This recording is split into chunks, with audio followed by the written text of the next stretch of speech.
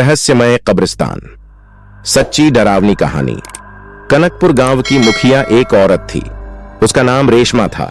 यह गांव शहर से बहुत दूर था, लेकिन फिर भी यहां लोगों की आबादी बहुत ज्यादा थी। इस गांव में रात के वक्त अजीब अजीब बातें हुआ करती थीं। कभी किसी को कोई औरत लाल जोड़ा पहने गांव की गलियों में चलते नजर आती। कभी कब्रिस्तान में अचानक बहुत सारे कुत्ते और सियार चिल्लाने लगते। ऐसा लगता जानो कि कब्रिस्तान में कोई दौड़ रहा है। कभी लोगों की छतों पर से घुंघरू की आवाज आने लगती। जब भी इस गांव में किसी की मौत होती है और उसे कब्र में दफनाया जाता, तो अगले दिन कब्र की पूरी मिट्टी हटी होती और लाश कब्र के बाहर पड़ी होती।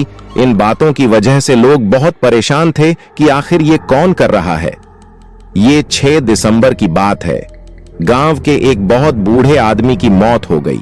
लोगों ने उसे शाम तक कब्र में दफना दिया, लेकिन सुबह लोगों की हैरत की इंतहा ना रही जब उन्होंने देखा कि कब्र तो बिल्कुल खुद ही पड़ी थी और लाश कब्र के बाहर पड़ी थी।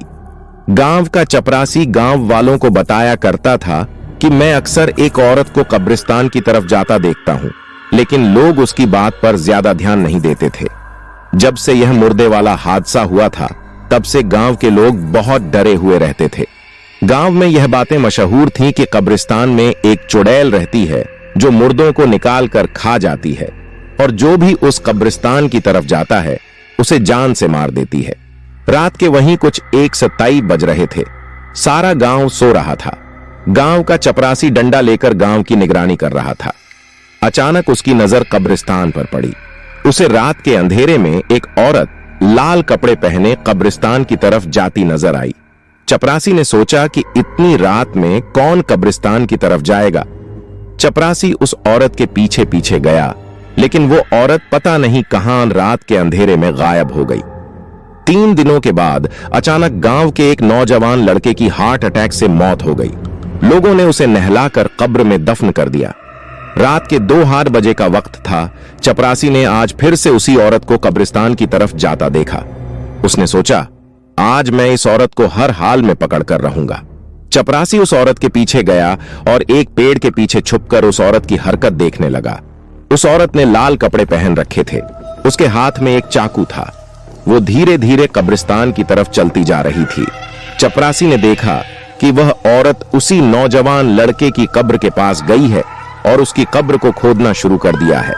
थोड़ी देर के बाद उस औरत ने कब्र से लाश निकाली और उसका खून बैठकर चूसने लगी। चपरासी यह सब देखकर बहुत डर गया और वहां से भागने लगा, लेकिन उस वक्त उसकी चीखें निकल पड़ी। जब उसने पीछे मुड़कर देखा कि वही खूनी औरत उसके पीछे खड़ी है, उस औरत ने चाकू से चपरासी पर हमला कर दिया। चाकू चपरासी के पेट पर लगा और उसके पेट से बहुत खून बहने लगा। सुबह जब कुछ लोगों का गुजर कब्रिस्तान की तरफ से हुआ, तो उन्होंने देखा कि नौजवान की कब्र खुद ही पड़ी है और लाश बाहर पड़ी है, और लाश के पास ही उस चपरासी की भी लाश पड़ी है। अब पूरे गांव में यह खबर बहुत तेजी से फैल गई। सारे गांव वाले कब्रिस्तान में जमा हो गए। कुछ लोगों ने कहना शुरू कर दिया कि ये चपरासी ही मुर्दों को कब्र से निकालकर उनका खून पिया करता था। उसको खुद अपने किए की सजा मिल गई है। लेकिन लोगों को इस बात से बड़ी हैरानी हो रही थी कि चपरासी की मौत कैसे हो गई।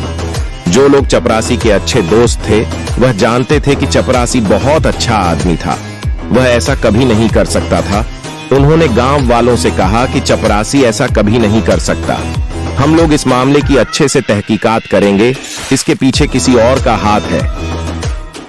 3 महीने के बाद गांव में एक बूढ़ी औरत की मौत हो गई। लोगों ने उसे कब्र में दफनाया। रात का वक्त था। गांव के नौजवान लड़के कब्रिस्तान की तरफ से टहलने जा रहे थे। अचानक उनकी नजर कब्रिस्तान में पड़ी तो देखा कि उस बूढ़ी औरत की लाश कब्र के बाहर पड़ी है और एक औरत लाल कपड़े पहने उस लाश से खून चूस रही है। उन लोगों ने सोचा कि आज हम इस मामले की हकीकत जानकर रहेंगे। वो लड़के तेजी से कब्रिस्तान की तरफ चल दिए। जब उस औरत ने लड़कों को अपनी तरफ आते देखा, तो उसने उन पर चाकू से हमला करना चाहा, मगर उन लड़कों ने अपने हाथों में पत्थर उठा रखे थे। उन्होंने उस औरत पर पत्थर मारना शुरू कर दिए। पत्थर पड़ते ही वो औरत तेजी से गांव की तरफ भागी। जब गांव वालों ने कब्रिस्तान की तरफ से शोर सुना, तो सारे गांव वाले दौड़ते हुए आए। उन्होंने देखा कि कुछ लड़के एक औरत को दौड़ा रहे हैं। जब उस औरत ने गांव वालों को अपनी तरफ आते देखा तो उसने पीछे मुड़कर चाकू से एक लड़के पर हमला कर दिया। चाकू उस लड़के के हाथों पर लगा और उसके हाथ से खून बहने लगा। एक दूसरे लड़के ने उस औरत का हाथ पकड़कर उसके हाथ से चाकू छीन लिया और उस औरत के सीने पर चाकू मार दिया। वो औरत वहीं पर गिर गई और तड़पने लगी। सारे गांव वाले जमा हो गए। उन्होंने एक लड़के को खून से लथपथ और दूसरी तरफ उस औरत को तड़पता हुआ देखा तो इन लड़कों से पूछा कि ये सब क्या हो रहा है। तो लड़कों ने गांव वालों को सब कुछ बता दिया कि हम लोग कब्रिस्तान की तरफ से घूमने जा रहे थे। हमारी नजर कब्रिस्तान की तरफ पड़ी तो हमने देखा कि इस औरत ने बूढ़ी औरत की कब्र को खोदा है और उसमें से लाश निकालकर उसका खून पी रही है।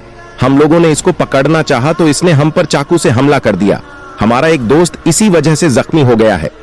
गांव वालों ने जब पूरा किस्सा सुना और उसके बाद उस औरत की लाश पर रोशनी डालकर उसकी शक्ल देखी तो गांव वालों की आंखें फटी की फटी रह गई, क्योंकि वह औरत कोई और नहीं बल्कि गांव की मुखिया रेशमा ई थी। अगर मेरी यह कहानी आपको पसंद आई हो तो लाइक, कमेंट, शेयर और सब्सक्राइब जरूर करें।